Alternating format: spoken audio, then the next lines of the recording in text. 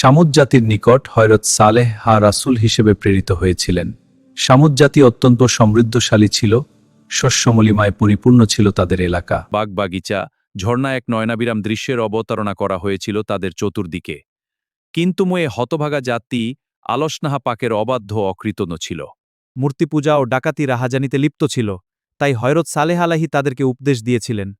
হযরতা কাওমের লোকজন যখন তার দাওয়াতের দরমনন বিরক্ত হয়ে গেল, তখন তাদের নেতৃত্বস্থানীয় কতিপয় ব্যক্তি জনতার সামনে হযরত সালেহালকে বলল যে, সত্যিই যদি তুমি আল্লাহর প্রেরিত নবী হও, তাহলে এই ব্যাপারে কোনো মুজেজা বা নিদর্শন দেখাও, এতে আমরা তোমার সত্যতাই বিশ্বাস করব।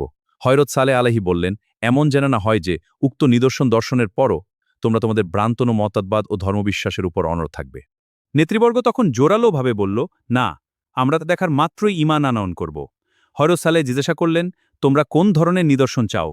তারা জবাবে বলল, সামনের পাহাড় বা বস্তির এ পাথর থেকে একটি গর্ভবতী উষ্ট্রি বের করে দেখাও, আর উক্ত উষ্ট্রিটি বের হওয়ার পরেই সবার সামনে বাচ্চা প্রসব করবে। এ থেকে তাদের নেতৃবর্গের মধ্য হতে জুন্দা ইবনে ওমর তো তখনই ঈমান নিয়ে এলো, আর অন্যান্যরাও যখন তার অনুকরণে ঈমান আনবে এমন সময় তাদের মন্দিরের ঠাকুর ও পুরোহিতরা তাদেরকে নানা কথা বলে ঈমান আনা থেকে বিরত রাখল।